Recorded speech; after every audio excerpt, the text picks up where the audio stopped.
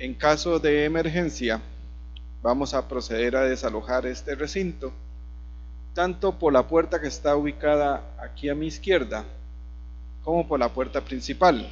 Las dos dan al área de parqueo y nos vamos a mantener ahí hasta que se nos dé la indicación de volver a este recinto.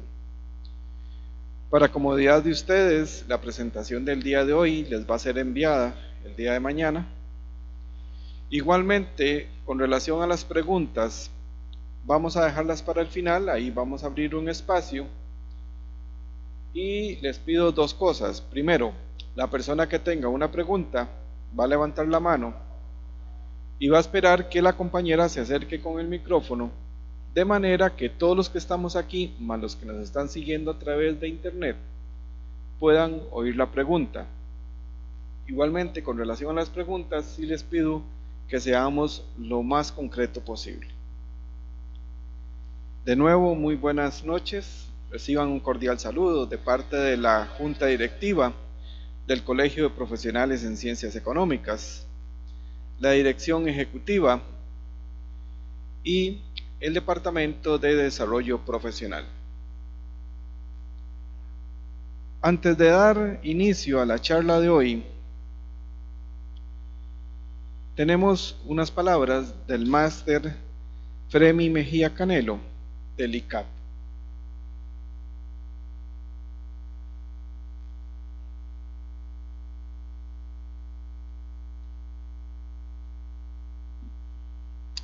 Muy buenas tardes, tengan todas y todos.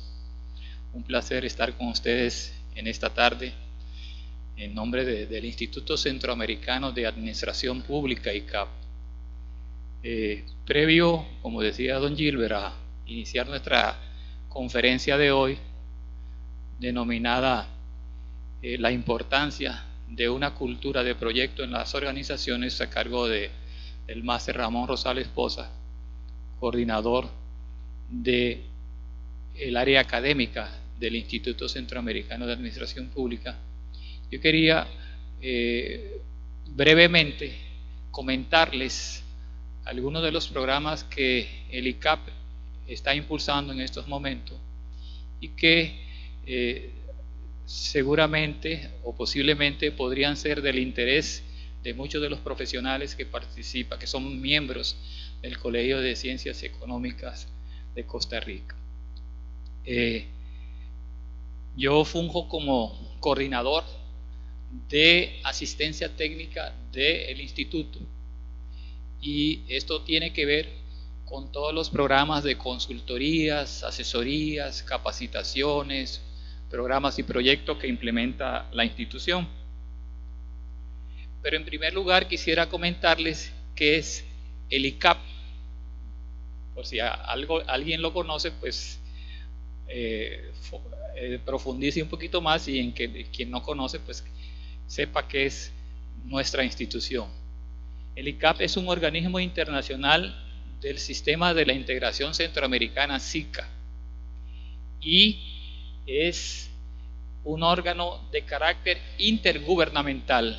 Está conformado por los países que conforman el Istmo Centroamericano, desde Belice hasta Guatemala, y también participa de algunas actividades del Instituto República Dominicana.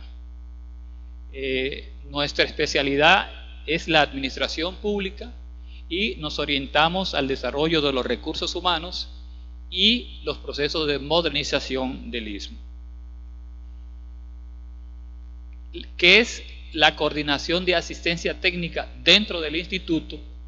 Es una unidad profesional que conduce la gestión técnica que está relacionada con los temas de consultorías, asesorías, programas, proyectos y acciones de capacitación que tienen como propósito la contribución al fortalecimiento de las competencias de instituciones públicas y de otra naturaleza, sustentada en el paradigma de la gestión del conocimiento y acciones innovadoras dirigidas a los distintos sectores nacionales y regionales de los países que son miembros del ICAP y que están vinculados al sistema de integración centroamericana, así como otros países fuera de la región.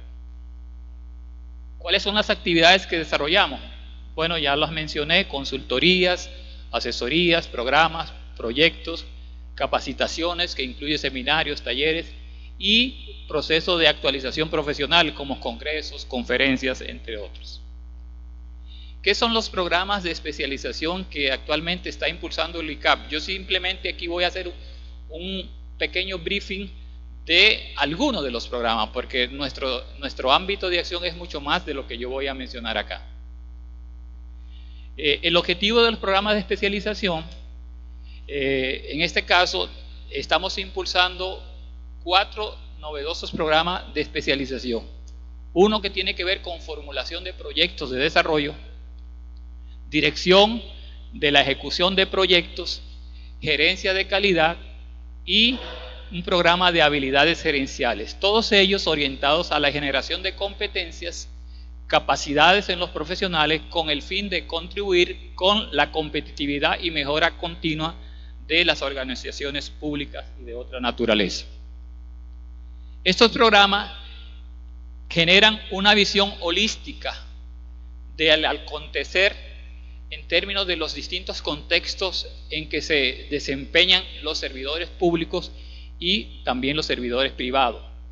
Incentiva de alguna manera el pensamiento innovador y creativo, promueven la adaptación al cambio, configuran un nuevo liderazgo emprendedor y transformador, elevan las habilidades de planificación de los funcionarios, potencian la negociación y la comunicación efectiva y promueven lo que es la gestión orientada a resultados, un tema que está muy en boga en los actuales momentos. ¿Cuál es nuestra población meta? Está diseñado para capacitar en funciones estratégicas, técnicas, operativas y administrativas a colaboradores de organizaciones públicas y privadas. Tenemos una metodología combinada, es decir, presencial y también utilizamos la virtualidad en todas nuestras actividades, dependiendo, digamos, de las necesidades y requerimientos de las instituciones que así lo solicitan. En cuanto a lo que es, por ejemplo, el programa de formulación y evaluación de proyectos, este se enfoca en generar competencias profesionales necesarias para poder formular y evaluar adecuadamente, con calidad y eficiencia, cualquier propuesta de proyecto que se genere en el marco de las organizaciones. Además de promover una gestión efectiva, con transparencia y rendición de cuentas en el uso de los recursos. Aquí hay un contenido temático y una duración de este programa. Hemos traído con nosotros unos brochures en unas paginitas para facilitar un poco la comprensión de todo esto, y se lo vamos a proporcionar a ustedes. Pero básicamente, digamos que esos son los contenidos en términos de duración: presencial 120 horas, horas extra clase y la totalidad 252 horas. Luego tenemos el programa de dirección de proyecto, que está orientado a la generación de competencias, capacidades en los profesionales en los temas relacionados con ejecución de inversión pública, lo que permite obtener entregables del proyecto con calidad, tiempo y a satisfacción. El programa se enfoca a explicar el estándar internacional de guía de conocimientos para la dirección de proyectos a través de diferentes herramientas que promueven, por ejemplo, como el Project Management Institute y algunos estándares internacionales.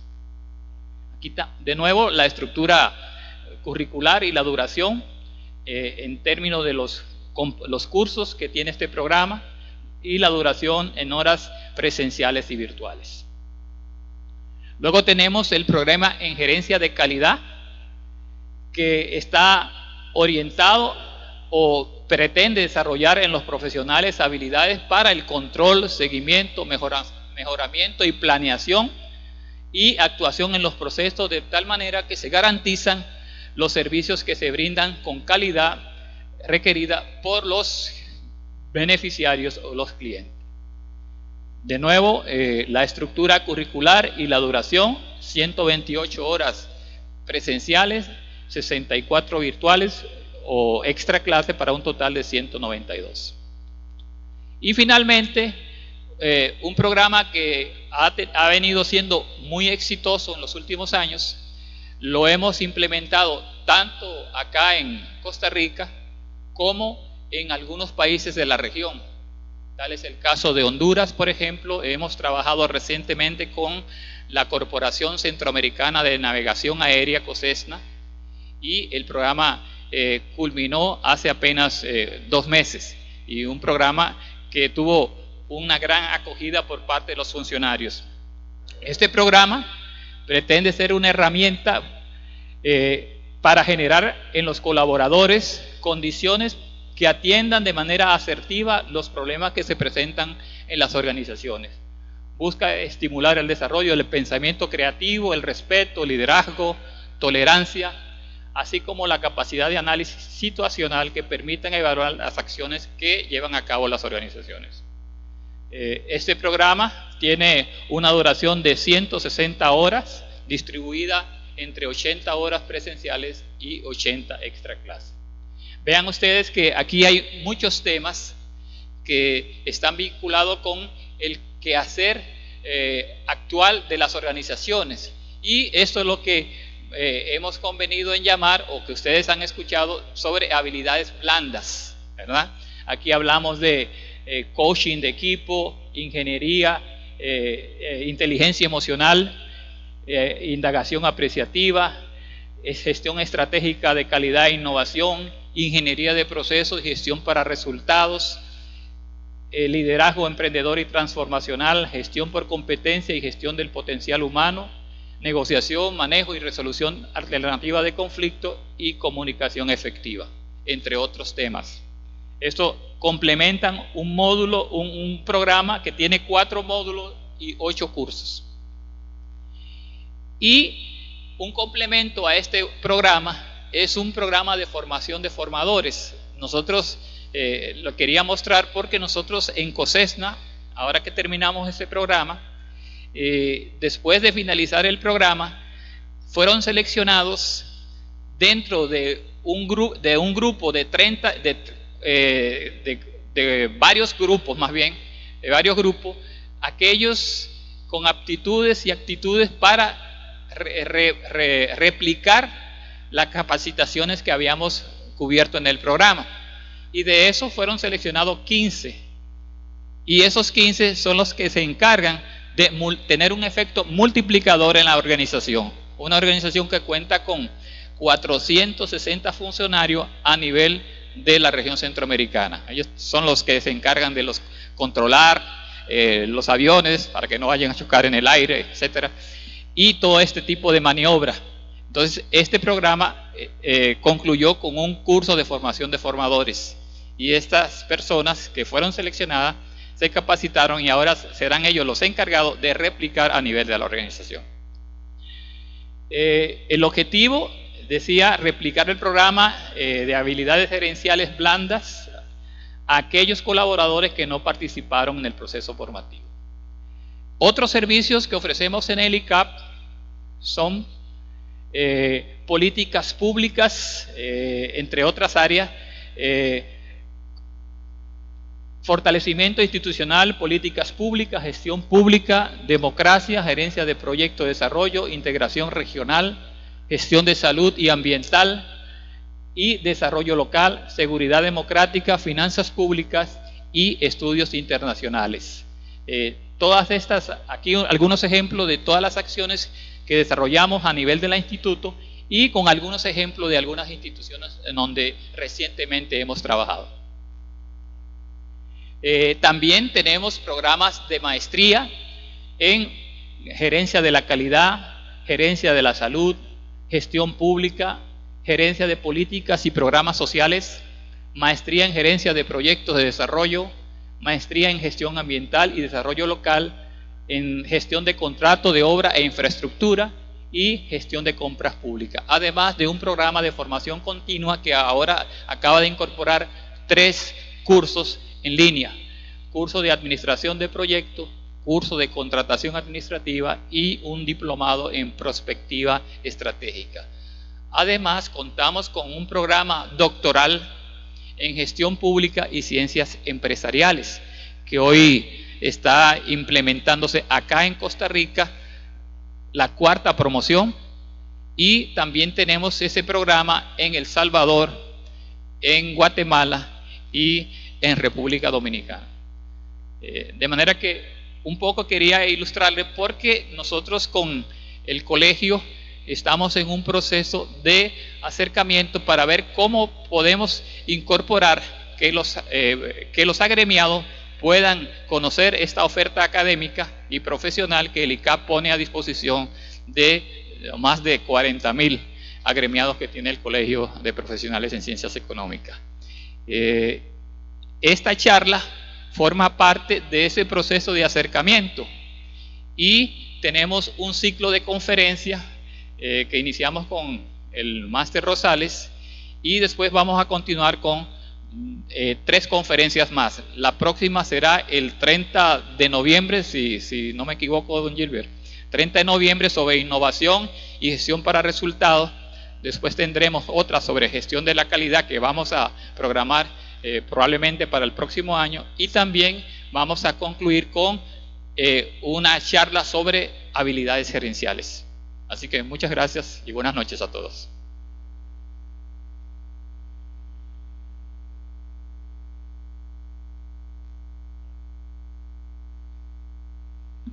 Muchas gracias, don Fremi. A continuación vamos a dar inicio a la charla de hoy.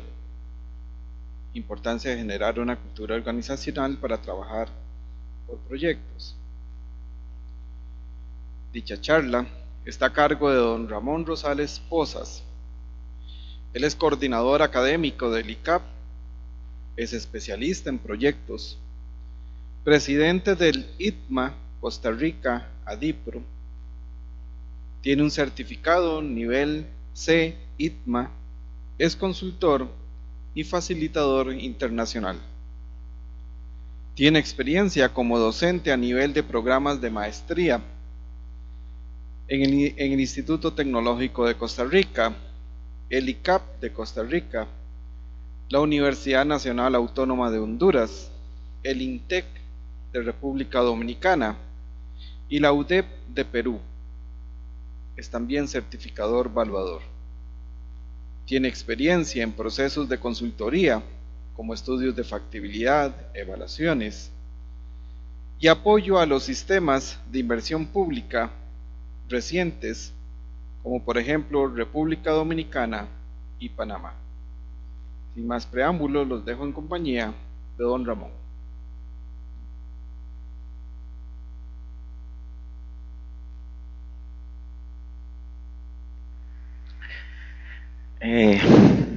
Buenas noches. Entonces vamos a conversar sobre un tema que yo creo que apasiona, pero no por lo bonito, sino por la problemática del país en el campo de los proyectos, ¿verdad?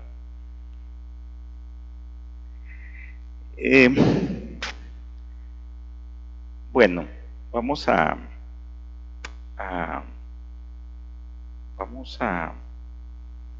iniciar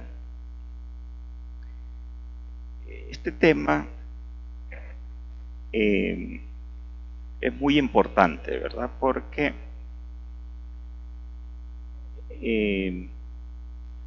las instituciones públicas invierten, ¿verdad? Y esa inversión es lo que le permite crecer a una organización. Pero el tema de ese proceso de inversión inmerso en la organización tiene serias dificultades. Y las dificultades es porque muchas veces no hay cultura de trabajar por proyectos en una organización. Y entonces ese es el tema que queremos contar un poquito, ¿no? Ahora, proyectos no es una cosa nueva, ¿verdad? Proyectos es una teoría que ha venido siendo su aporte a los procesos de desarrollo de la sociedad, ¿verdad? Y si ustedes se fijan, ¿verdad? Desde los diferentes modelos de desarrollo, ¿verdad? Desde el modelo exportador hasta el modelo de globalización, la teoría de proyecto ha estado presente, ¿verdad? Contribuyendo con la gestión de las inversiones en ese proceso de desarrollo. Y fíjense cómo ha ido evolucionando. La primera herramienta para gestionar proyectos es el GAN. ¿Y cuándo nace esa herramienta? En 1914. Y soportó, digamos, todo el tema de la gestión de las inversiones en ese periodo, ¿de acuerdo? Pero fíjense que si ustedes revisan Project, ¿verdad? Que es una herramienta potente, su punto de partida es el GAN, ¿verdad? Nada más que con un perfeccionamiento y un avance increíble. Pero en la medida en que la sociedad va desarrollándose, en esa medida el tema de las inversiones y el tema de los proyectos se vuelven complejos. Más actividades, más proyectos, proyectos de gran envergadura, proyectos complejos, proyectos multisectoriales, y por lo tanto ya la herramienta del GAN ya no es suficiente para darle sustento al proceso de administración de esos grandes proyectos. ¿Cuáles podrían ser esos grandes proyectos aquí en el país? La construcción de los puertos, el ferrocarril, las carreteras, los grandes edificios, ¿verdad?, que tiene el país. Toda esa infraestructura normalmente nace cuando el Estado adquirió una relevancia fundamental en el proceso de desarrollo, y el Estado se convierte en el eje fundamental del desarrollo. Entonces allí aparecen otros modelos de dirección de proyectos. Entre ellos, ¿verdad?, CPM, PERS, el ABC, aparece el ICAP como una organización centroamericana gestora de conocimiento. Chile también, ¿verdad? Chile se convierte en un referente en el tema de proyectos, y especialmente en el tema de evaluación privada y evaluación social de proyectos. Y su referente allí es básicamente Fontaine.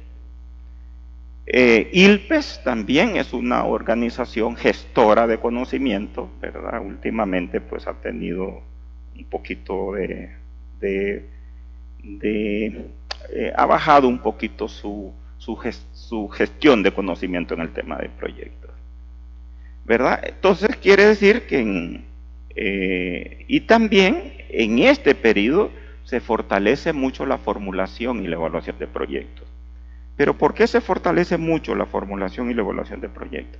Porque para darle sustento financiero al modelo de desarrollo, ¿verdad?, automáticamente los organismos financieros internacionales tenían que prestar. Pero para prestar, automáticamente exigían los estudios de factibilidad. Y ahí entonces, al exigir los estudios de factibilidad como una herramienta para prestar, entonces el tema de la formulación y la evaluación se vuelve, crece en conocimiento. Y hay muchos textos, los organismos financieros internacionales empiezan a desarrollar mucho conocimiento en eso. BID, Banco Mundial, Naciones Unidas, la OEA y otros organismos. ¿Ok?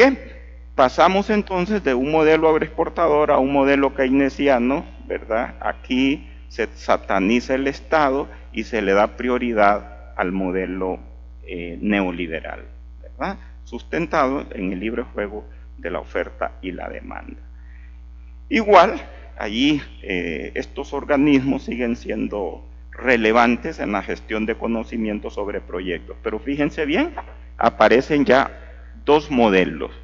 Uno, el PMI, pero también aparece INMA, IPMA, ¿verdad? Y estoy hablando que IPMA nace en 1965 y PMI nace en 1969. Pero en esa época no son modelos relevantes para gestionar proyectos, ¿verdad? Entonces uno dice, ¿por qué nacen en aquella época y por qué en aquella época no se conocía? Sino que se vienen a conocer hasta ahora, ¿no? Hay otros modelos de desarrollo, hay otros modelos de gestión de inversiones o de proyectos que es PM2, ¿verdad? Que es el modelo japonés, y el PRINCE2, que es el modelo inglés. En este mundo globalizado, entonces, estos dos modelos que no eran relevantes adquieren una gran relevancia, ¿verdad? PMI y IPMA. Pero ¿por qué adquieren una gran relevancia? Porque estamos en un mundo globalizado y por lo tanto la dirección de proyectos también se globalizó. ¿Y qué significa globalizarse? Que estos dos enfoques generan, ¿verdad?, o proporcionan normas y parámetros internacionales. Si alguien en Perú está ejecutando un proyecto con INMA o con el enfoque PMI, ya todo el mundo sabe que está utilizando normas y parámetros internacionales, ¿verdad? La construcción del canal de Panamá se ejecutó con esos dos enfoques de referencia. PRINCE2 es el modelo más aplicado y extendido en el mundo, porque en Inglaterra, para trabajar en proyectos, usted tiene que estar certificado, porque proyecto es una profesión. Entonces nadie puede trabajar en proyectos si no está certificado profesionalmente. Los japoneses tienen su modelo y recientemente el banco, el BID, está trabajando un nuevo modelo denominado PM4R, que quiere decir Dirección de Proyecto Orientada a Resultados. Ahora, ya hay algunos países donde ya están trabajando, cuando el BID financia proyectos en algunas instituciones, esas instituciones ya están trabajando la gestión de ese proyecto con ese modelo de desarrollo. Y las herramientas tecnológicas han sido también un elemento fundamental. ¿Qué quiero dar a entender con esto? Que la teoría de proyecto ha venido evolucionando en la medida en que las sociedades también han venido evolucionando. Ok, aquí hay un tema que a mí me parece que es interesante, ¿verdad? ¿Qué es un proyecto y qué no es un proyecto?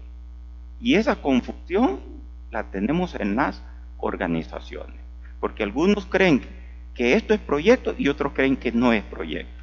Y yo creo que hay elementos fundamentales que nos deben de decir si es un proyecto o no es un proyecto. ¿Y cómo podemos distinguir eso? Si nos vamos al presupuesto de la organización, ¿verdad? ¿En qué sentido? Normalmente hay dos tipos de recursos en la organización. Recursos para los gastos corrientes o los gastos operativos y recursos de inversión, ¿de acuerdo? Los gastos corrientes, pues nos permiten sostener los procesos y nos permiten prestar los servicios de la institución. Pero ninguna institución crece ni se desarrolla si solo tiene gastos operativos, ¿de acuerdo? Para que una organización pueda crecer o pueda desarrollarse, necesita invertir, ¿de acuerdo? Necesita gastos de inversión. Entonces, los costos de inversión permiten a una organización crecer, incrementa los activos de la organización y permite incrementar los servicios de la institución. Entonces, todo lo que es inversión solo se puede ver con el lente de los proyectos, ¿de acuerdo? Entonces, desde allí hay que ir visualizando la importancia que tienen los proyectos en la organización, ¿de acuerdo? Porque invertir significa saber de proyectos, tener conocimiento de proyectos. Ahora, aquí hay un tema un poquito complejo, ¿verdad? Porque ¿Qué estamos entendiendo por inversión? Para los colegas del Banco Central, inversión solo es formación bruta de capital fijo, ¿verdad? Pero para la Contraloría, inversión es formación bruta de capital fijo más el equipamiento. Pero para el Ministerio de Planificación, Mideplan, inversión es formación bruta de capital fijo, equipamiento y desarrollo humano. Quiere decir entonces que Mideplan tiene un concepto un poco más amplio de lo que es una inversión, ¿verdad? Mientras que Banco Central tiene un concepto básicamente que inversión solo es formación bruta de capital fijo. Yo creo que esos conceptos entonces hay que tenerlos claros. ¿Qué busca una organización cuando invierte? Entonces, una organización cuando invierte, ¿qué busca? Que esa inversión sea eficiente, sea de calidad y genere impacto. ¿De acuerdo? Eso es lo que anda buscando una institución. ¿Cómo hacer para lograr que las inversiones sean eficientes, sean de calidad y generen impacto? Quiere decir entonces que para lograr esto se requiere de un proceso coherente, un proceso consistente y ordenado de gestión de proyectos. Si no tenemos ese proceso coherente, consistente y ordenado, posiblemente los proyectos no van a tener el resultado o el impacto que andamos buscando con esas inversiones. Y fíjense lo complejo, las actividades que involucra un proyecto, las ideas de proyecto, ¿verdad? Se identifican las ideas de proyecto, esas ideas de proyectos se trasladan a la identificación, ¿verdad? Esos proyectos se deben de formular, esos proyectos se deben de evaluar, aplicar una evaluación ex ante, financiera, económica, social, riesgo, ambiente, ¿verdad? Hay que montar el portafolio, proyecto de la organización, ¿verdad? Este es otro concepto que yo creo que hay que irlo mejorando a nivel de las instituciones, ¿verdad? Que se cree que el portafolio es la lista de proyectos con el posible monto del proyecto y ese es el portafolio. Creo que es importante evaluar los proyectos del portafolio que van a ser parte del programa de inversiones, ¿verdad? Esos proyectos deben de ajustarse y se elabora el programa de inversiones y una vez que se elabora el programa de inversiones se asigna presupuesto, aprobamos el presupuesto, se planifica la ejecución, se ejecuta el proyecto, hay seguimiento y control de la ejecución del proyecto, ese proyecto debe cerrarse y debe de evaluarse, ese proyecto debe pasar a la fase de la operación y ese proyecto debería de evaluarle para ver si genera impacto. Entonces, la gran pregunta aquí, ¿quiénes desarrollan en una organización todas esas actividades? Entonces la desarrollan diferentes unidades o diferentes departamentos o diferentes direcciones, ¿de acuerdo? Quiere decir que si aquí intervienen diferentes direcciones de la organización, automáticamente tiene que haber alguien que ordene, alguien que dirija y alguien que vele por un buen funcionamiento o por un buen resultado de todas esas actividades. Y aquí entonces está el gran reto, cómo lograr eficiencia y eficacia en todo este proceso que significa un proyecto. Y entonces, allí entonces, cómo una organización, ¿verdad?, puede ordenar ese proceso para poder llegar a generar. Yo creo que verdaderamente todas esas actividades no es problemático ordenarlas, porque el enfoque de proyectos nos da ya la herramienta para poder ordenar todo eso. ¿A través de qué? Lo que nosotros le llamamos la fase del ciclo de vida de un proyecto. Todas esas actividades, algunas pertenecen a preinversión, otras pertenecen a la ejecución o realización del proyecto y algunas van a pertenecer a la fase de la operación o el funcionamiento. Quiere decir entonces que el ciclo de vida del proyecto me sirve o me ayuda para ordenar todas esas actividades que significa un proceso de inversión, ¿de acuerdo? Porque algunas son actividades con la planificación del proyecto, otras son actividades relacionadas con el financiamiento, la negociación, la viabilidad social del proyecto, otras van a estar relacionadas con la ejecución del proyecto, otras con el funcionamiento del proyecto y algunas, cuando el sistema está maduro en una organización, incluye también la parte de la evaluación ex post del proyecto. Entonces, ¿qué significa? Que el ciclo de vida de un proyecto nos permite ordenar, administrar, orientar el proceso de inversión de una organización. Quiere decir que ese posible desorden que tenemos lo podemos ordenar a través del ciclo de vida del proyecto, ¿de acuerdo? Y allí evitamos. ¿Cuál es el reto que hay que ver cómo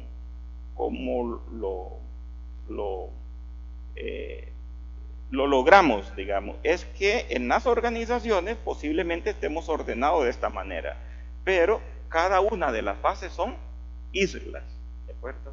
Y no hay mucha intercomunicación o muchas comunicaciones o mucha relación entre los que planifican, los que negocian el financiamiento y los que ejecutan, y mucho menos unas sinergias entre los que ejecutan y los que administran el proyecto en su fase operativa. Ahora, fijémonos entonces en cada una de esas fases. Fíjense en una organización. Dirección 1, dirección 2, dirección 3, dirección 4, 5 y 6, ¿verdad? Y esas diferentes direcciones, departamentos, unidades organizacionales generan ideas de proyecto. Todas. Y cada idea y cada proyecto que se genere en cada unidad donde ustedes trabajan, ese es el proyecto más importante de la organización, ¿de acuerdo? Y cada jefe va a pelear porque su proyecto sea el más importante y que su proyecto sea el que se realice, ¿de acuerdo? Ok, pero para que estas ideas puedan tener posibilidades de ejecutarse, tienen que pasar por diferentes niveles, ¿verdad? Tienen que pasar por el nivel de identificación, tienen que ser perfiles de proyecto, algunos tienen que ser estudios de prefactibilidad y otros deben de ser estudios de factibilidad para que se puedan ejecutar. El portafolio, normalmente el portafolio, aquí, permítanme, el portafolio normalmente puede estar compuesto por ideas de proyecto, por proyectos a nivel de identificación y por perfiles de proyecto. Entonces quiere decir que en un portafolio yo puedo tener ideas, nivel de identificación, perfiles, ¿de acuerdo? No hay ningún problema. Y puedo tener también estudios de pre y estudios de factibilidad. Pero el programa de inversiones no debe de contener ni ideas ni proyectos a nivel de identificación. El programa de inversión debe de tener como mínimo proyectos al nivel de perfiles, ¿de acuerdo? De perfil, pre y factibilidad, ¿de acuerdo?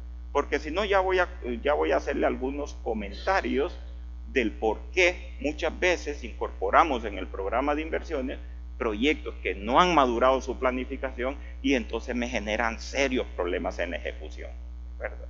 Y cuando uno revisa dónde están las causas del por qué esta unidad no avanza en la ejecución de sus proyectos, ¿qué encontramos? Que la mayor parte de los proyectos que tienen en el programa de inversiones tienen serias debilidades de la planificación, ¿de acuerdo? Entonces, por eso, nosotros que recomendamos que al programa de inversiones, el mínimo nivel de los proyectos que deben de estar ahí es perfil, ¿de acuerdo? Porque ya un perfil de un proyecto sí se puede ejecutar, pero un proyecto a nivel de identificación no se puede ejecutar, ¿ok? Entonces el programa de inversiones, a ese programa de inversiones se le asigna presupuesto, ya tenemos un programa de inversiones con presupuesto y estamos listos para iniciar el proceso de ejecución. Entonces, ¿qué estamos diciendo aquí? Que algunos proyectos de perfil sí van a necesitar madurar. ¿Por qué? Porque no se pueden ejecutar con perfil. Y yo lo tengo a nivel de perfil. Entonces tengo que llevarlo a otros niveles de planificación, como la pre y la factibilidad. ¿De acuerdo? Ok, entonces, aquí hay algunos retos. ¿Cuáles son los retos? ¿Cómo lograr eficiencia y eficacia en el proceso de planificación de los proyectos en una institución? ¿De acuerdo? Ese es un gran reto que tenemos. El otro reto es cómo logramos estudios con calidad, oportunos, estratégicos, que le garanticen rentabilidad al empresario privado, pero que también le garanticen rentabilidad económica y social a la institución, ¿de acuerdo? Cuando uno revisa los estudios, ¿verdad? Son estudios que carecen de un buen análisis de ese contexto real donde va a intervenir el proyecto, ¿verdad? Y nos volvemos como muy tecnócratas, ¿no? Y le damos como mucha importancia a la tecnología, le damos mucha importancia al flujo de costos, pero no le damos mucha importancia al escenario, ¿verdad?, donde se va a implementar el proyecto. Otro reto es cómo superar que el proyecto se planifica. Este es un tema muy importante. ¿En qué sentido? Que nosotros los formuladores de proyectos creemos que estamos formulando una propuesta de proyecto para ejecutarla. Ese es un error craso. Ninguna propuesta de proyecto se debe formular para ejecutarla. Se debe de formular para demostrar si vale la pena o no vale la pena. ¿De acuerdo? Pero como creemos que lo estamos formulando para ejecutarla, ¿qué significa? Que vamos acondicionando la información para que el proyecto me dé que sí vale la pena. ¿De acuerdo? Porque mi mente es ejecutar, no es demostrar sí o no. Inclusive yo he tenido experiencia con estudiantes, ¿verdad?, de que están elaborando su tesis y me llaman preocupados porque la rentabilidad del proyecto no les da. Y le digo yo, ¿y de qué te preocupas si para eso estás elaborando el estudio? Para demostrar sí o no. Si le da no, le da no, le da no. Y no debe preocuparse. Pero si tenemos el chip de que es para ejecutar, ¿qué significa? Que vamos a ir dando los datos. ¿Para qué? Para que nos dé sí. Y ese es un error que hay que ver cómo lo corregimos nosotros los técnicos. Riesgos. Que se cuelen algunas idiotas de proyectos y logren entrar al programa de inversión. ¿De acuerdo? Es decir, aquellos proyectos que no tienen razón de ser, pero como tienen una presión política y tienen un acompañamiento político de alto nivel, esas ideas de proyectos que no son relevantes llegan a ejecutarse. ¿Y qué significa si se llega a ejecutar un proyecto que no era relevante? Los resultados son pobres o no hay resultados, o más bien generamos más problemas de los que ya tenía el grupo meta o la comunidad.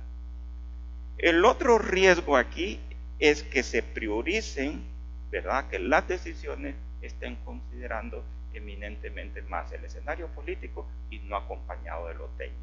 Yo creo que en los últimos 10 años o en los últimos 8 años acá en Costa Rica, yo creo que las decisiones sobre el tema de inversión ha pesado el criterio eminentemente político, sin el acompañamiento de los criterios técnicos. Y si no, entonces revisemos un poquito la trocha, ¿verdad? Revisemos qué está pasando con la carretera San Carlos, que son 70 y pico de kilómetros y tiene más de 12 años de estar en construcción, ¿verdad? Si no, revisemos qué pasó con carretera Aeropuerto San Ramón, si no, revisemos qué pasó con las cámaras de vigilancia vehicular para controlar la velocidad. Nos cansaríamos el día, toda la noche acá, mencionando una gran cantidad de proyectos que uno considera dónde estaba el conocimiento técnico, dónde estaban los especialistas en proyectos aquí, ¿verdad? Y no los ve uno por ningún lado. El otro tema es, el riesgo es darle la responsabilidad de formular proyectos a alguien que no tenga el conocimiento. Ese es un tema complejo, ¿verdad? El hecho de que yo sea economista, no tengo, y vengo saliendo de cualquiera de las universidades de acá del país, no tengo las competencias para trabajar en proyectos. Revisen cuántas materias hay en el pénsul de estudio de la carrera de economía. Una materia de proyecto. ¿Y una materia le va a dar las competencias para trabajar en proyectos? No, imposible. Y así es ingeniería, La única que tiene 2 es la de Administración Pública de aquí de la UCR, ¿verdad? Y la única que sí saca personas con ciertas competencias en proyectos es la maestría en Planificación y Promoción Social de la Universidad Nacional. Es así porque tiene un enfoque de proyecto, ¿no? Ok, aquí organizacionalmente aquí intervienen 2 tipos de unidades: las unidades claves y las unidades de apoyo en una institución, ¿de acuerdo? ¿A qué nos referimos con las unidades claves? Aquellas que tienen las acciones directas, ya sea en la planificación, en la negociación, en la ejecución o en la operación del proyecto, ¿de acuerdo? Y las unidades de apoyo son aquellas que sirven de apoyo al proceso de inversión: adquisiciones, la legal, la unidad ambiental en una institución, la ley de la unidad de contratación, ¿verdad? Esas son unidades de apoyo. Y allí hay algunos requisitos fundamentales en las unidades: conocimiento en formulación y evaluación de proyectos, ¿de acuerdo? Necesitamos tener estándar de planificación o de preinversión, ¿verdad? Una institución tiene que tener un estándar. Necesitamos guías metodológicas. Ya existe una guía metodológica a nivel de Mideplan para las instituciones públicas, y necesitamos tener instrumentos de apoyo, algunas plantillas fundamentales que fortalezcan o que ayuden a los profesionales que están en el área de la preinversión. ¿Y qué necesitamos de las unidades de apoyo? Que tengan conocimiento básico sobre los proyectos de la organización, ¿verdad? Que la unidad, el departamento legal de la institución sepa cuáles son los proyectos estratégicos de la institución, y van a llegar muchos contratos de esos proyectos estratégicos de la institución, ¿no? Que el que esté en adquisiciones entienda que hay 5 o 6 proyectos estratégicos de la institución y que le van a llegar muchos requerimientos de esos proyectos, ¿de acuerdo? Y él debe de tener cierto conocimiento en el tema de proyectos. ¿Para qué? Para que cuando llegue una orden de compra de un proyecto estratégico le dé alta prioridad, ¿de acuerdo? Si no, le va a dar la prioridad así como llegó, ¿de acuerdo? Si llega en la prioridad 20, le va a meter a la prioridad 20 y le va a dar solución hasta que resuelva las 19 anteriores, ¿no? Conocer los apoyos que requieren los proyectos en sus unidades. Ok, entonces fíjense, pasamos de la preinversión, y este es un área que yo la he determinado como el área gris entre la preinversión y la ejecución. Es decir, tengo el estudio de factibilidad, ¿verdad? Y posiblemente el financiamiento. Ya como que todo el mundo está listo porque cree que ya va a ejecutar. No, entre la preinversión y la realidad de la ejecución, ahí hay un área gris enorme, ¿verdad? ¿A qué me estoy refiriendo con esa área gris enorme? Me estoy refiriendo a permisos, diseños finales, elaborar los carteles, diseñar la unidad ejecutora del proyecto antes de ejecutar el proyecto. Entonces, muchas veces que encontramos que le digo a un colega, ¿cómo vas con él es el director de una unidad ejecutora, ¿cómo vas con la ejecución del proyecto? Tiene 1 año y me dice, no llevo ni el 10% de ejecutado de lo que me correspondía este año. ¿Pero por qué indicador tan bajo?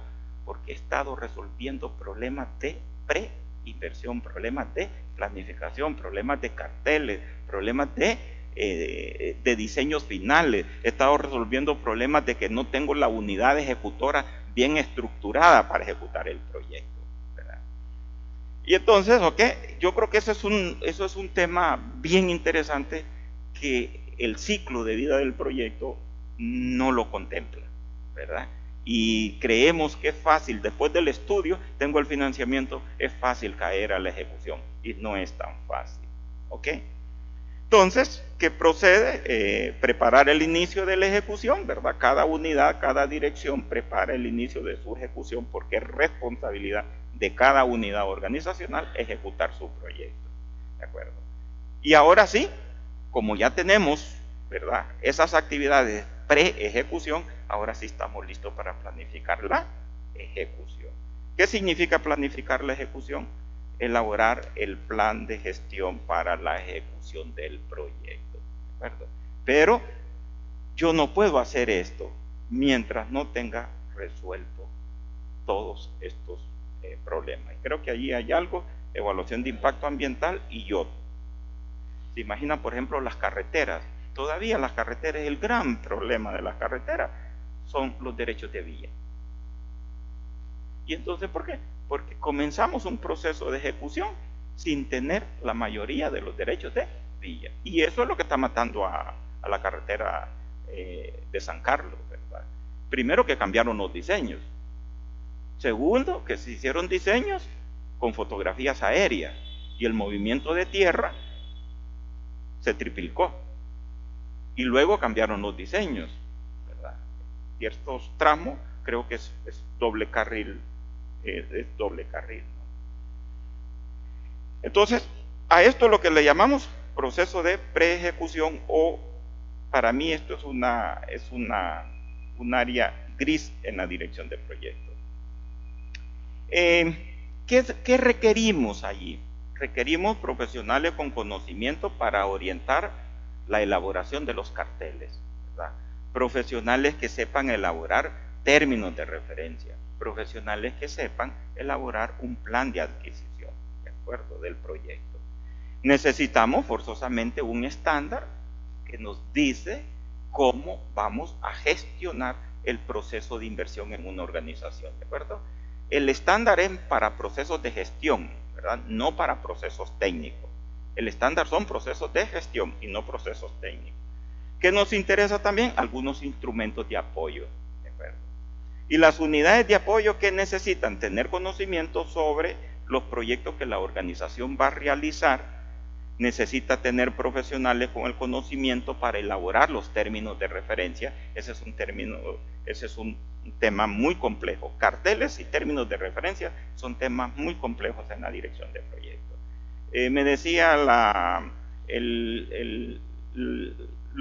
colegas de la unidad de la dirección legal del Ministerio de Cultura, me decían, abogada, necesito que usted me haga un cartel para contratar tal cosa. Y entonces ella empieza a preguntarle, pero ¿y cuáles los componentes del proyecto? ¿Y cuál es el costo? ¿Y cuál es el tiempo?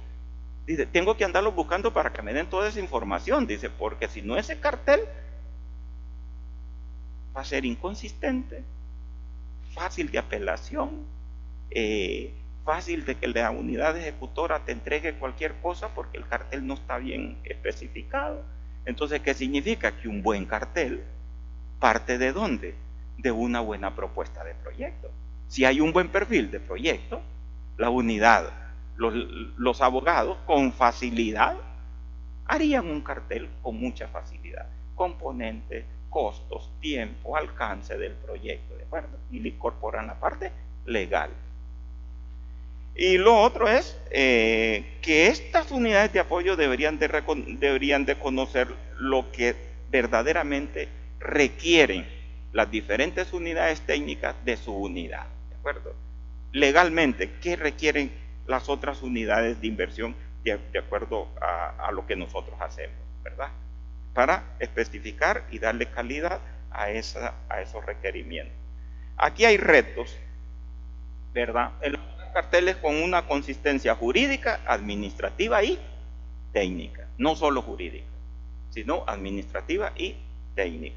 El otro reto es elaborar términos de referencia consistentemente técnicos, ¿de acuerdo? Los carteles inconsistentes, ¿verdad?, generan apelaciones, órdenes de cambio y sobrecostos, ¿de acuerdo? Esto es fundamental, ¿verdad? Al no tener un buen perfil de proyecto, las posibilidades de un buen cartel no son tan halagadoras. Y al no tener un buen cartel, automáticamente las apelaciones, las órdenes de cambio y el sobrecosto es casi un hecho, ¿de acuerdo? Porque como no está bien definido el alcance del proyecto, entonces en el cartel deja por fuera muchos elementos de vamos a hacer las órdenes de cambio. Y cada orden de cambio, ¿qué significa? Tiempo y costo. Ahí no hay ninguna duda. Este es un riesgo que yo creo que se ha venido mejorando un poco, el concepto de seleccionar un proveedor por precio. En Centroamérica hay mucha cultura bien interesante. ¿Qué cultura? Que cotizo bajo, pero yo sé que en la ejecución voy haciendo órdenes de compra, órdenes de cambio y voy ajustando precio. ¿Me entienden? Entonces, entro con precio bajo para ganar, pero yo sé que no voy a perder, sino que en la medida en que voy ejecutando el proyecto, posiblemente voy a lograr el precio más alto de la cotización más alta, posiblemente, por todos esos ajustes. Son como trampas, esquemas de trabajo, ¿verdad? En la dirección de proyectos. Este es otro tema también muy interesante, la no consideración, digamos, de las leyes de administración pública, ¿verdad? Eso genera dificultades. Un director cree que puede hacer esto, pero no ha revisado la ley y la ley le dice usted no puede hacer eso. Él cree que puede hacer una compra de tal magnitud y la ley le dice usted no puede hacer eso, ¿verdad? Y allí hay entonces un desconocimiento de la ley por parte de los directores de proyectos.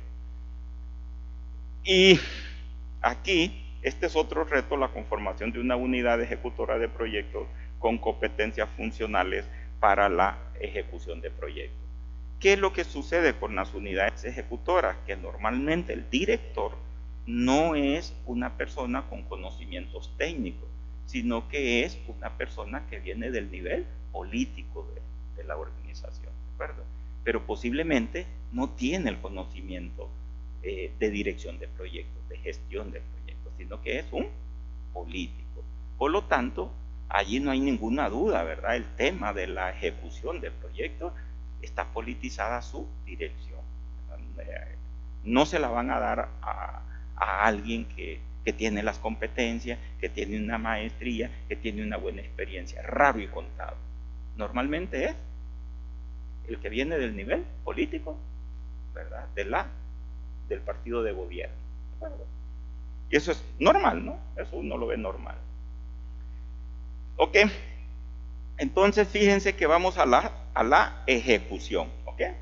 Los proyectos, ¿verdad? Que están aprobados, regresan a sus direcciones, a sus departamentos, ¿verdad? Cada departamento, cada unidad, cada dirección acoge su proyecto que ya están aprobados en el programa de inversiones y ya tiene presupuesto y que listo para ejecutarlo, ¿de acuerdo? Y ahí ¿qué va a tener que hacer ese departamento?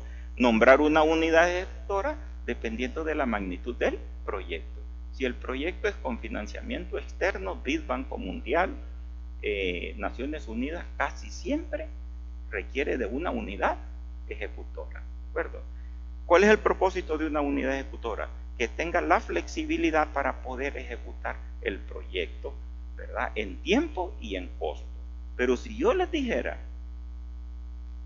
que la mayoría de las unidades ejecutoras tienen un indicador bajo de ejecución de proyectos, ustedes me dirían, pero ¿por qué? Si para eso montaron esa unidad ejecutora, ¿verdad? Entonces, hemos revisado algunas unidades ejecutoras como las de acueductos, las de AIA, las del mismo MOB, ¿verdad?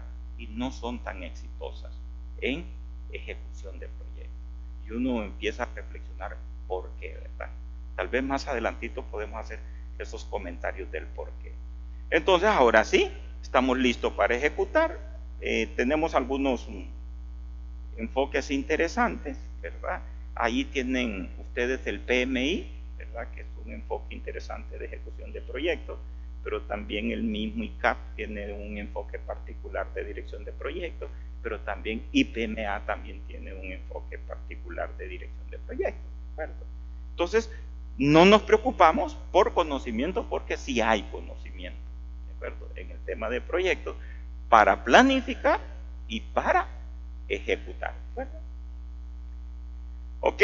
¿Qué se requiere aquí? Profesionales con conocimiento para dirigir proyectos. Y allí hay algo que a mí siempre me ha causado un poco como la sensación de investigar. Lo poco que hemos investigado, uno siente que no hay directores de proyecto. ¿De acuerdo? No. Uno siente que hay profesionales con conocimiento de proyectos y que dirigen proyectos, pero que no son directores de proyectos.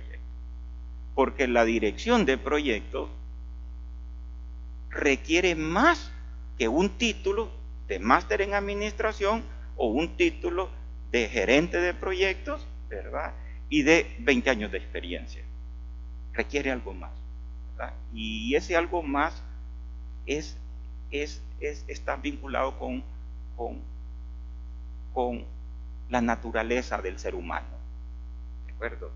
Y cuando yo digo la naturaleza del ser humano, está vinculado con el tema del egoísmo, con el tema de la prepotencia, con el tema de la capacidad de escuchar, con el tema de la capacidad de resolver conflictos, ¿verdad? Con el tema de involucrar a cualquiera, ¿verdad? Con el tema de tener capacidad de que un equipo del proyecto sea capaz de ponerse la camiseta del proyecto. Y eso en las universidades no lo enseñan. Eso es una cosa muy aparte, ¿verdad? Y hay miles de experiencias del por qué un buen ingeniero, un buen economista, un buen administrador de empresa, con su maestría en proyectos, ¿verdad? Y 10 años de experiencia, no son exitosos. Y entonces uno empieza a reflexionar dónde está el tema. Y ahí hay una gran debilidad de la academia. ¿Saben por qué? Porque en la academia enseñamos herramientas técnicas, ¿verdad? Y como decía Fremi, no le damos prioridad a las habilidades blandas. Pero no las habilidades blandas como están concebidas en la mayoría de los textos, sino las habilidades blandas desde la perspectiva de cómo hago yo como profesional para no ser egoísta.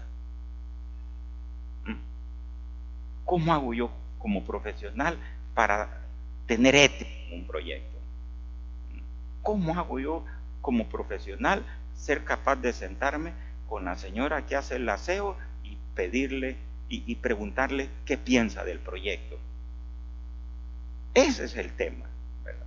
Y ustedes saben, la potencia que nos acobija como profesionales es de un ego enorme, ¿de acuerdo? Y eso es casi difícil. Entonces, ¿cómo hacer para que yo pueda botar todo eso, esa prepotencia, ese egoísmo? ¿Cómo hacer? Con la academia eso es imposible. ¿Saben dónde podría haber una solución? Los grupos de autoayuda.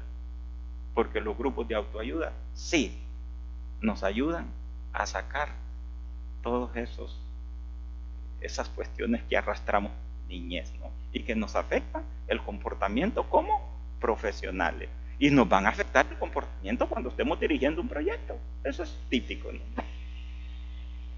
Las unidades de apoyo también acá, bueno, aquí guías metodológicas, algunos instrumentos, ¿verdad? Las unidades de apoyo, conocimiento básico sobre proyectos que va a realizar la organización, cuáles son los proyectos estratégicos que está llevando a cabo la institución, ¿verdad? Y cuáles son los apoyos que requieren esos proyectos de mi unidad, ¿verdad? Algunos retos, ¿verdad? Reducir el sobrecosto de los proyectos es fundamental. ¿Cómo reducimos el tiempo de ejecución? Hace poco estábamos calculando un poquito el indicador de subejecución, y yo creo que acá anda casi en 2. ¿Qué significa si el indicador de ejecución es 2? Que el proyecto que estaba planificado para ejecutarse en un año dura 2 años, ¿verdad? Y eso sin echar las instituciones del sector social que tienen más baja capacidad de ejecución. Y ese indicador lo calculamos con las 10 instituciones más importantes en el tema de inversión pública, sin echar, digamos, las sociales que todavía, es decir, que ese indicador puede ser posiblemente 2.3 o 2.4. ¿Y qué significa que el tiempo de ejecución? Bueno, ahí hay temas bien interesantes ahí. El primer elemento es el costo, pero el elemento más importante es que retrasamos la prestación de servicios hacia la sociedad. Un puente que estaba listo para que se ejecutara en un año, pero su ejecución dura 2.4, quiere decir que retrasamos el servicio de ese puente 1.4 años para la sociedad. Y esos son costos para la sociedad. Entonces estos son elementos fundamentales, el tema de sobrecosto y el tema de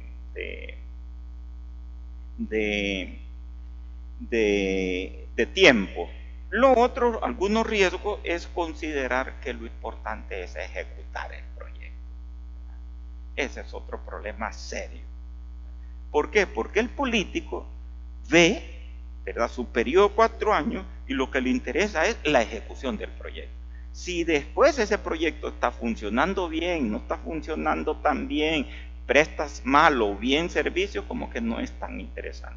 Pero sí la ejecución. Y es el momento de la foto, de poner la plaquita, ¿verdad?, la cinta, y los medios de comunicación y los periódicos, ¿verdad?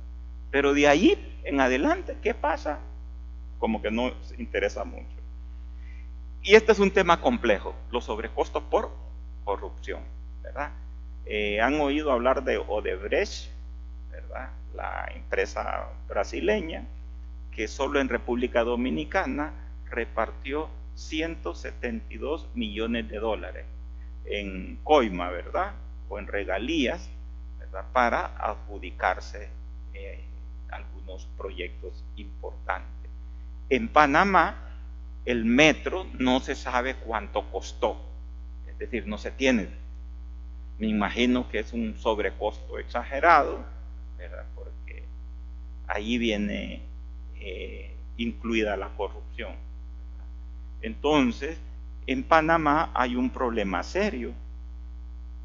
Ya hay un sobrecosto en todas las propuestas de estudios de pre o de estudios de ejecución de proyectos. Es decir, ese sobrecosto ya afectó la estructura de costo de toda la sociedad. ¿Me doy a entender? Porque usted tiene que incorporar dentro de la propuesta de proyecto lo que tiene que repartir. Y entonces eso elevó los costos. ¿Y cómo hacer para quitar la politización de la ejecución de proyectos? Imposible, ¿verdad? ¿Por qué? Porque es manejo de recursos. Y el ministro no va a mandar a cualquiera que le maneje los 20 millones de dólares de ese proyecto. Va a mandar a alguien de su confianza. ¿Tiene conocimiento? ¿No tiene conocimiento? Eso no le importa. Lo que necesita es tener a una persona de confianza. Y se politiza entonces la ejecución de los proyectos. Aquí hay este tema de lograr el éxito en la ejecución de proyectos es otro tema complejo porque tiene mucho que ver con esas habilidades del director de proyecto, ¿de acuerdo? Y no es el título de la maestría, son otras habilidades, ¿verdad?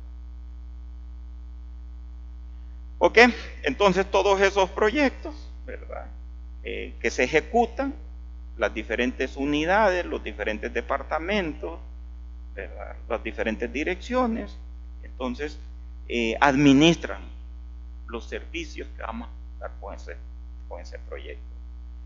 Y ahí hay algunos elementos como servicio al cliente, la entrega de productos, satisfacción de demanda y otros elementos que gestiona. Esto es la gestión de la operación del proyecto, ¿de acuerdo? Ahí hay algunos problemas, ¿verdad?, que son más vinculados con que el proyecto, la lógica de proyecto llega hasta la ejecución, pero cuando entra a la operación, como el proyecto entra a formar parte de la estructura organizacional, el concepto de proyecto lo perdemos. Y ya no se administra como proyecto, sino como proceso. Entonces no estamos seguros si el proyecto está generando los resultados o los impactos que le dio origen, o estamos logrando los objetivos que le dio origen, porque perdemos la lógica del proyecto.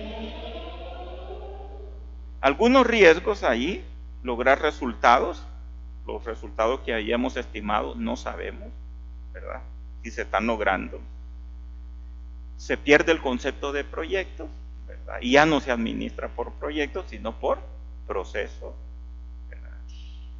Caer en los problemas de inclusión o de exclusión, es decir, lo que pasa acá en el caso del país con el tema, digamos, de las soluciones a vivienda. Cuando se hizo una evaluación, se llegó a la conclusión que el 40% de las personas que accesan a una solución de vivienda no son parte de la población meta. ¿Qué significa entonces? Que le estamos dando el servicio a una persona que no lo requiere. De esa forma no vamos a resolver el problema ni vamos a impactar en la solución de la problemática de vivienda, porque le estamos dando los servicios a alguien que no es parte. Y entonces ahí esos son problemas de inclusión o problemas de exclusión. Y no nos importa la calidad de los servicios cuando el proyecto está funcionando. Pues raras veces ponemos atención a los servicios. ¿Por qué? Por la lógica de que lo importante en el proyecto es su fusión. Y ahí hay una buena parte en el uso de recursos, ¿verdad? Estoy disfrutando. Y entonces hay un interés diferente. Y el otro gran reto aquí, en los proyectos públicos, especialmente los proyectos públicos, no me generan ingresos. Y al no generar ingresos, entonces, ¿cómo son sostenibles? Y muy pocas veces reflexionamos en los estudios sobre la sostenibilidad de los proyectos. Y asumimos una posible sostenibilidad que en la realidad genera efectos enormes. ¿Saben cuáles son los efectos enormes que se generan? Mantenimientos inadecuados, y se reduce la vida útil de los proyectos. Y al reducirse la vida útil de los proyectos, estoy reduciendo cantidad de servicios entregados a la población. Y posiblemente esa cantidad de servicios entregados a la población no me va a permitir lograr resolver el problema que le dio origen al proyecto. ¿Es verdad? Y por ahí entonces hemos venido trabajando un modelito, ¿verdad? Para poder generar una cultura, para poder trabajar por proyectos en una organización. Y lo hemos visualizado, un modelito que tiene más o menos unas seis fases, 6 momentos, ¿verdad? Un primer momento, una institución debe, además de que tenemos las políticas de inversión pública determinadas en el Plan Nacional de Desarrollo, yo creo que internamente una institución también debe de tener definidas sus políticas de inversión. ¿De acuerdo? Y también debe de tener normas y procedimientos, ¿verdad?, relacionadas con el proceso de inversión. ¿De acuerdo? Entonces, para mí, esto es una primera fase del modelo de cómo generar una cultura para ir trabajando por proyectos. Una segunda fase es que no podemos empezar con un modelo para generar cultura si yo no tengo el diagnóstico, es decir, el estado del arte de la cultura de proyectos en la organización. ¿De acuerdo? Quiere decir entonces que vamos a tener que hacer un diagnóstico para conocer, ¿verdad?, si hay profesionales que tienen conocimiento en proyectos, en qué unidad están, utilizamos metodologías y utilizamos herramientas, ¿verdad? Y ahí ya hay modelos para esto, ¿de acuerdo? Para hacer ese diagnóstico, ¿verdad? El PMI nos ofrece un modelo, ¿verdad?, que es el modelo de madurez de la organización en proyectos, y ahí le dice a usted cómo hacer eso, ¿no? El tercer paso es elaborar el estándar, ¿verdad? Es necesario tener un estándar para poder trabajar en todo el proceso de inversión en una organización. Y ahí posiblemente, básicamente, yo diría dos estándares, ¿verdad? Uno vinculado con el proceso de planificación y el otro vinculado con el proceso de ejecución, ¿verdad? Pero que el de ejecución incorpore los elementos de la etapa gris que les dije, de la pre-ejecución, ¿de acuerdo? El tema de carteles, el tema de diseños, el tema de términos de referencia, ¿verdad? Correcto, que lo incorpore ahí. Y el estándar, digamos, para la operación o el funcionamiento, que sería básicamente lo que nosotros hemos venido trabajando en el ICAP, que es el cuadro de mando integral para la operatividad del proyecto. Y irle dando seguimiento y control, no en la ejecución, sino un seguimiento y control en la operación del proyecto, para ver si el proyecto está contribuyendo con el logro de las metas institucionales, ¿verdad? Si el proyecto está vinculado con la gestión basada para resultados, o si el proyecto está generando los resultados para lo que nosotros estamos creando, ¿no? O lo estamos generando. Esas son las primeras tres etapas o fases del modelo, y después estaríamos pensando en una cuarta fase, que es, digamos, o momentos, que es la generación de conocimiento, ¿verdad? Actualmente el Poder Judicial está queriendo implementar una cultura para trabajar por proyecto en la organización, y lo que ha hecho entonces es enviar un buen grupo de profesionales de las diferentes unidades organizacionales del poder, ¿verdad? A capacitación, ¿no? Allí unos están en el TEC, ¿verdad? Y entonces, ¿qué están haciendo con eso? Conocimiento, tanto en la preinversión como en la ejecución, ¿de acuerdo? Allí, ¿qué se recomienda? Bueno, en esto de la generación de conocimiento, pues vamos a tener programas de diferentes naturaleza, ¿no? Vamos a tener programas de capacitación para actualizar profesionales, pero vamos a tener programas de capacitación intermedio, que es ya para generar cierto conocimiento en el tema de los proyectos. Y hay instituciones que avanzan tanto que mandan a su gente a sacar programas de maestría, porque ya son tomadores de decisiones, ¿verdad? Son personas que toman decisiones ya en los diferentes procesos de inversión de una organización, y ya para eso se requiere entonces un nivel profesional a nivel de maestría, ¿no? Entonces eso se ordena y se va sistematizando y se va programando en la medida en que la institución va creciendo. Ahora, ¿qué se recomienda?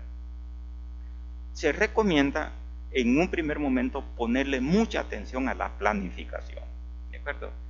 De nada me sirve querer fortalecer la ejecución si tengo una débil planificación, ¿verdad? Inclusive el tema de evaluación, ¿verdad? Ya sea de la ejecución o de la operación para medir impacto, de nada le sirve el tema de evaluación si no hay una buena planificación, ¿de acuerdo? Porque si no hay planificación, usted no va a evaluar nada.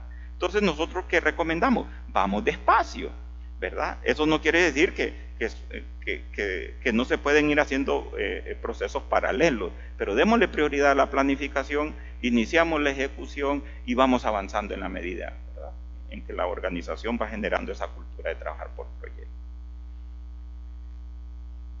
Es importante instrumentos de apoyo. ¿Y qué recomendamos nosotros? Instrumentos de apoyo simples y sencillos, de fácil utilización para los profesionales de la institución o para los funcionarios de la institución.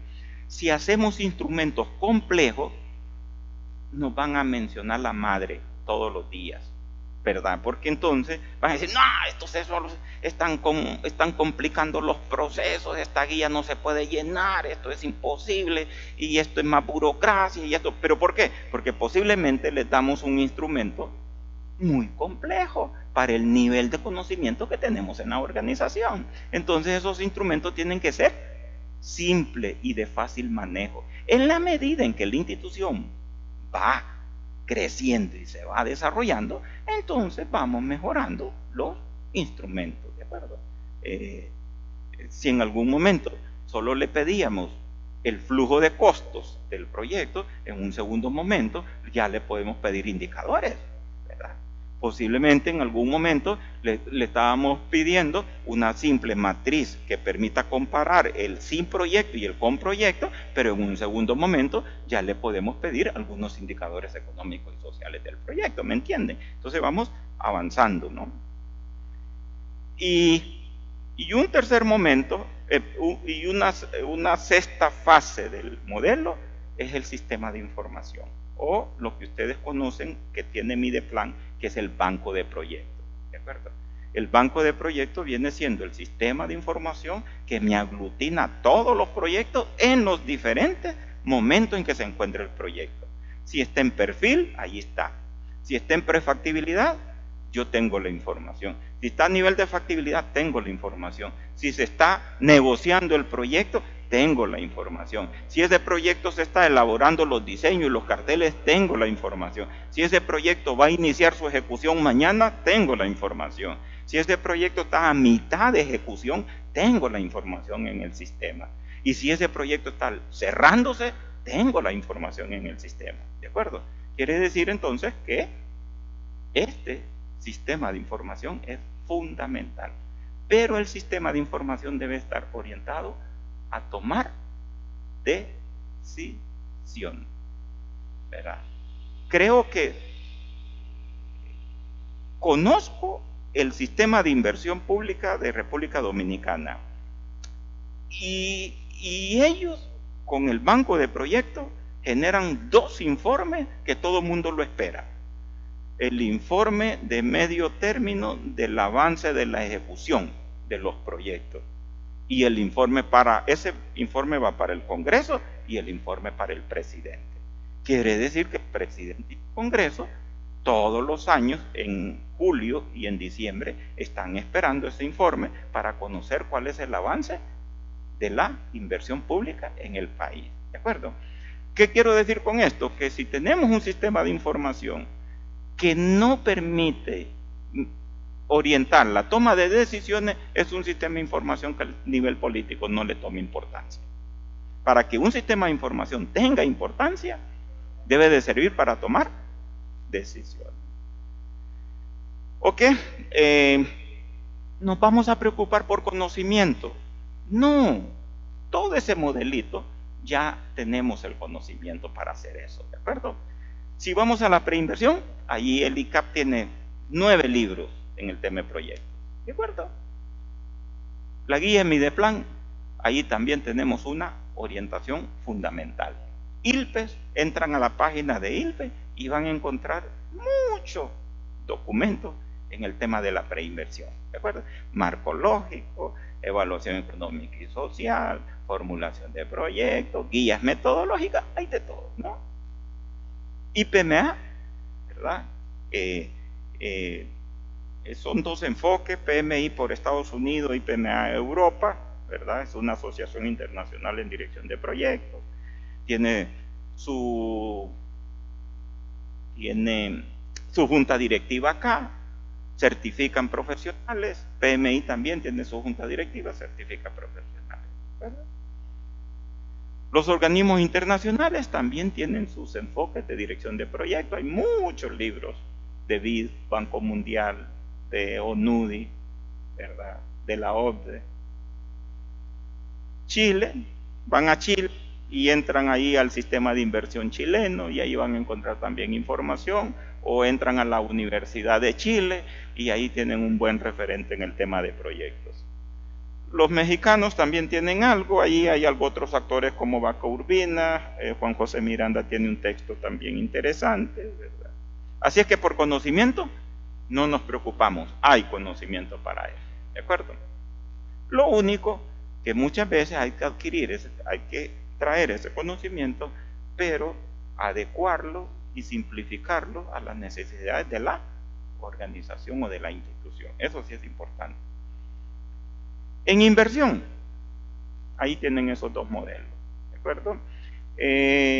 PMI, pues ahí está claro, tiene su ciclo de la ejecución, tiene los 5 procesos de la ejecución: el inicio, la planificación, la ejecución, seguimiento y control y el cierre del proyecto, y tiene 10 áreas de conocimiento: alcance, tiempo, costos, calidad, integración, recursos humanos, riesgo, comunicaciones, adquisiciones, involucrados. Esas son las 10 áreas de conocimiento y ahí lo tenemos.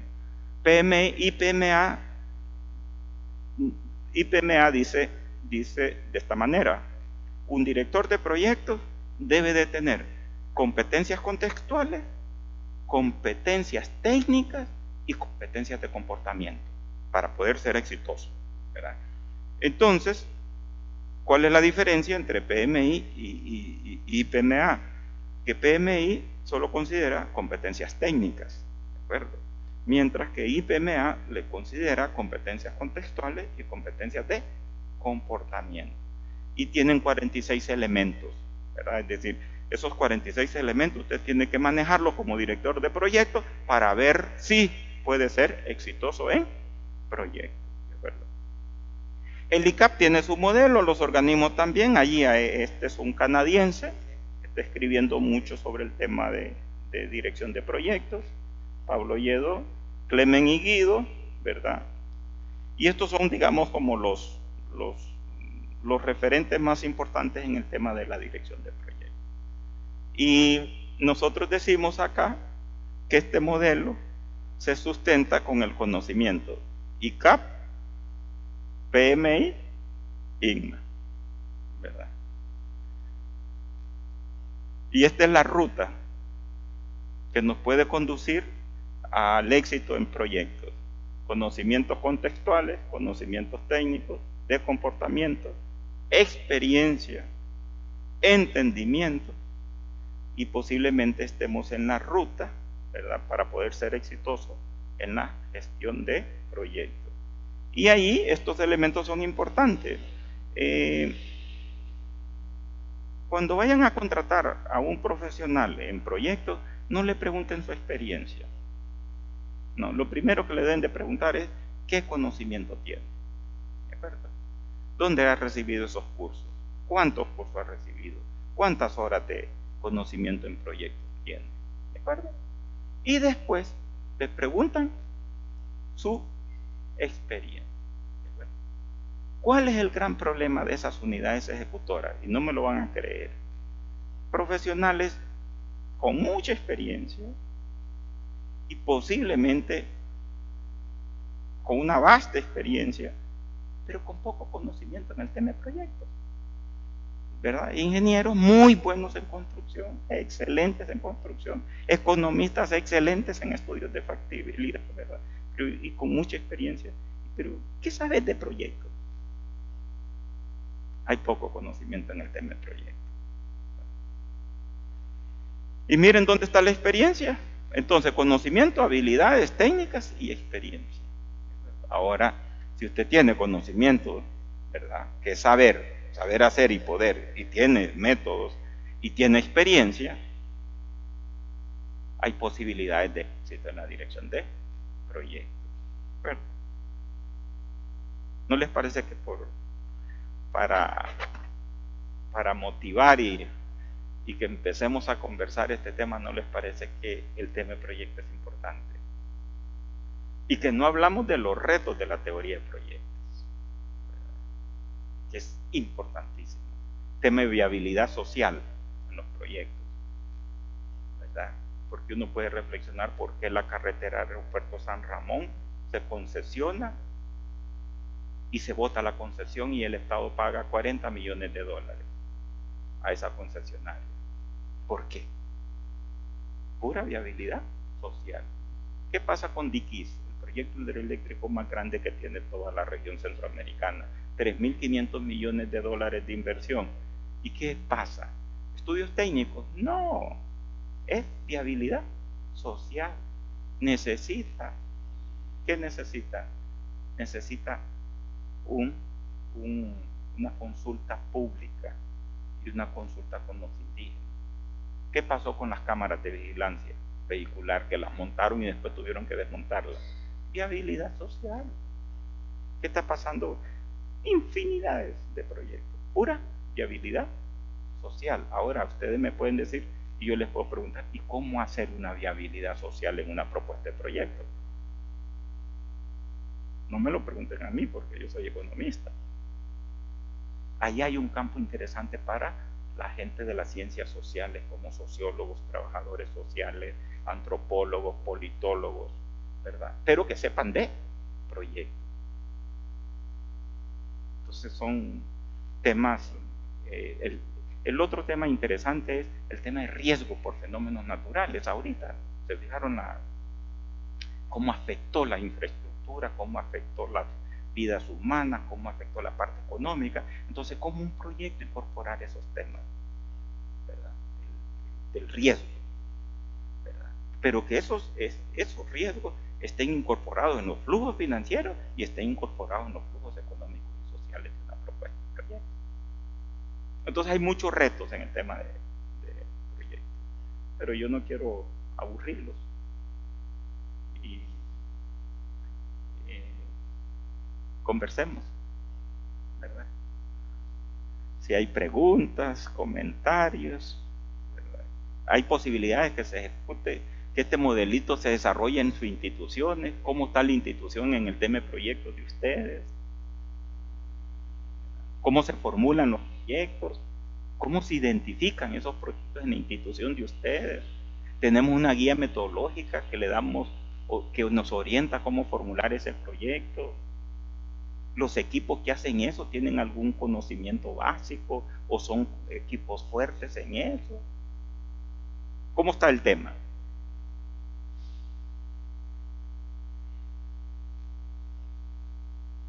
¿Cómo están? ¿Qué institución? ¿Qué institución?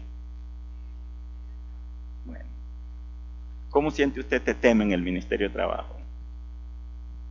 Ah, ahí está. Gracias.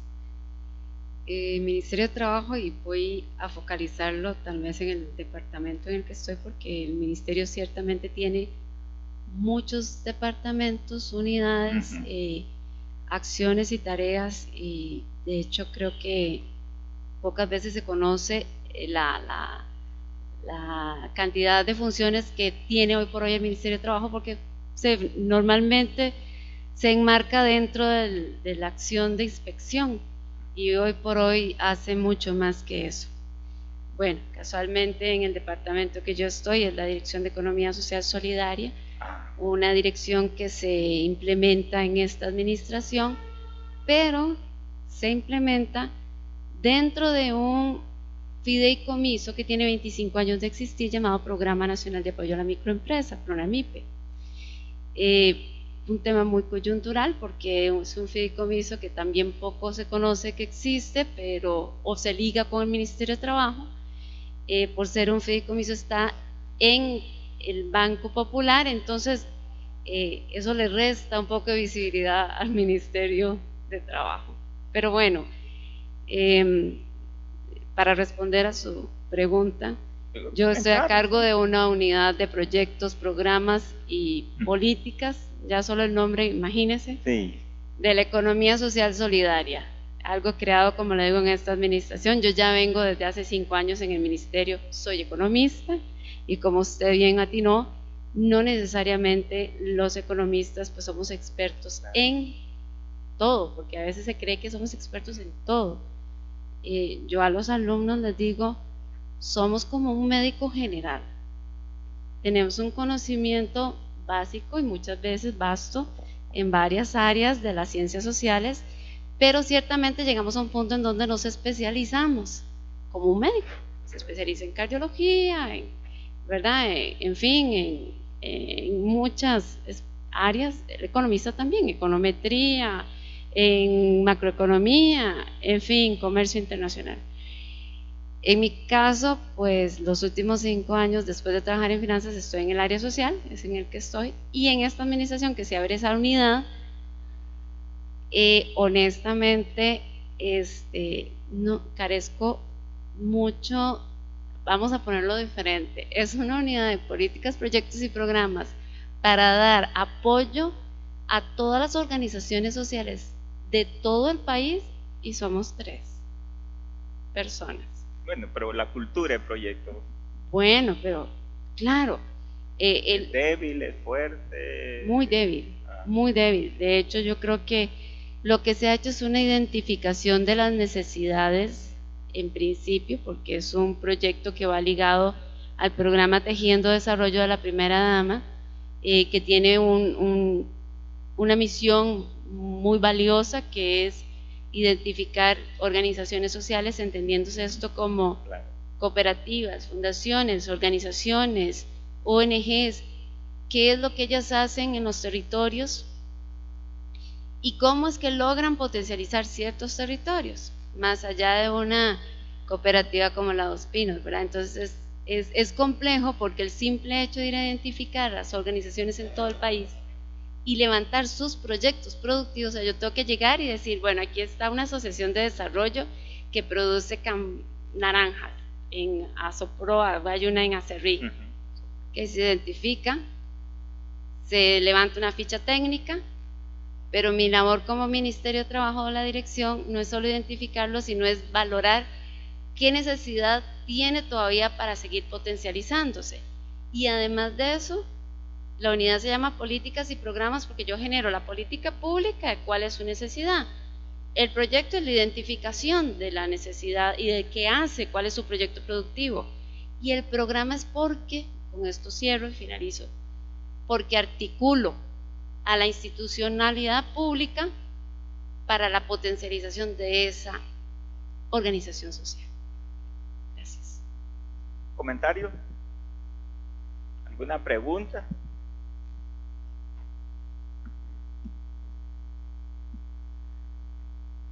¿No sienten importante este tema en la organización? Ajá. Buenas noches. Yo siento que el tema es sumamente importante porque todo el mundo ha escuchado hablar sobre cultura organizacional, clima organizacional, y nunca lo hemos aplicado directamente hacia la ideología de proyectos. Y me parece a mí que en muchas de las instituciones donde nosotros trabajamos, ¿verdad?, la articulación de esta, digamos, como esta especie nebulosa, ¿verdad?, es lo que efectivamente usted venía explicando y hace exitosos los proyectos. Entonces, ¿qué es lo que uno ve generalmente en el día a día? Vemos una gran dispersión de los proyectos, dispersión de las instituciones en sí mismas, más cuando los proyectos están diseminados a partir de dependencias adscritas. Hay muy poco capacidad de cohesión, ¿verdad?, de un portafolio de proyectos, de un programa de inversión. Hay instrumentos externos a las instituciones que marcan la pauta, pero no hay un ejercicio interno de administración de proyectos. Entonces hay una gran desfase entre lo que está haciendo la organización realmente sobre proyectos y lo que de pronto podría estar registrado en el banco de proyectos de Mideplan. Entonces, yo lo que trato de rescatar, ¿verdad?, de toda esta plática es ver cómo los diferentes grupos humanos de una organización pueden estar coordinando de una manera más óptima para que contribuya a lograr los mejores éxitos de los proyectos, ¿verdad? Nosotros, yo soy del Ministerio de Ambiente y Energía, estamos en una etapa muy insípida, ¿verdad?, con lo de proyectos, vamos al ritmo que nos marca Mideplan. Hay un esfuerzo muy grande que se hizo con la parte de cooperación internacional, donde esta dirección generó un propio sistema para poder gestionar los proyectos que tienen que ver con este área. Pero en todo lo demás que tiene que ver con administración pública, el tema es muy disperso, no hay quien marque un hilo conductor. De pronto el reglamento de Mideplan, ¿verdad? Sobre el Sistema Nacional de Planificación tiende en algunas partes a ser un poco ambiguo hasta qué punto es la función de las sectoriales, de las rectorías, ¿verdad? Y hasta dónde llega en la parte de las unidades de planificación en la operacionalización de lo que puede ser todo el ciclo de vida de un proyecto. Y bueno, sabiendo eso, sí que queda muy claro que las sectoriales lo que hacen es como dar el visado a los proyectos. En realidad me parece a mí que es una cuestión de ir concatenando los esfuerzos, tener claridad a nivel de la institución de las necesidades que se tienen de conocimiento y ir amalgamando los esfuerzos, ¿verdad? Entonces eso es lo que yo les podría en ese caso compartir. Bueno, entonces ha sido un gusto conversar con ustedes. El propósito acá del colegio y del ICAP pues es generar como un poco como discusión, ¿no? Y empezar a reflexionar, ¿verdad? Que una institución gastar sus recursos. Y si vamos a invertir, esos recursos tienen que generar algún resultado. Pero para que generen resultados, tiene que haber un proceso, ¿verdad?, que me permita administrar esos recursos. Si no hay un proceso que nos permita administrar esos recursos, los resultados no son los más adecuados. Entonces vamos a tener una gran cantidad de elefantes blancos, como mencionaron unos colegas ahí, un proyecto de un incinerador para cuestiones de droga, se gastaron 350 millones y ahí está abandonado. ¿Y por qué está abandonado? Porque no se hicieron los estudios pertinentes para demostrar si vale o no vale la pena. Entonces yo creo que eso es lo que tenemos que reflexionar. Si malgastamos los recursos, el desarrollo del país se retrasa.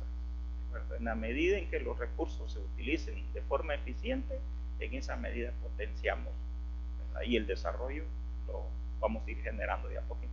Así que ha sido un gusto. Yo creo que el colegio cumple su propósito de empezar a generar discusiones, el ICAP también, y uno como profesional, ¿verdad? A mí este tema me fascina y me gusta, ¿verdad? Y así es que ha sido un placer tenerlos a ustedes acá. Y que tengan una buena noche. Y yo creo que hay...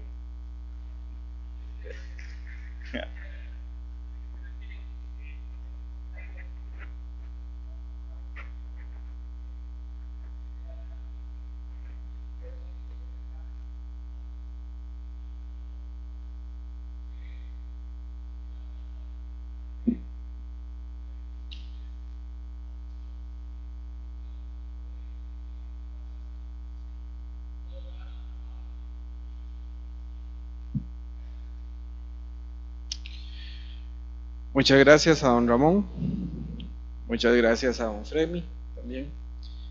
Agradecerle al Instituto Centroamericano de Administración Pública la colaboración con esta charla.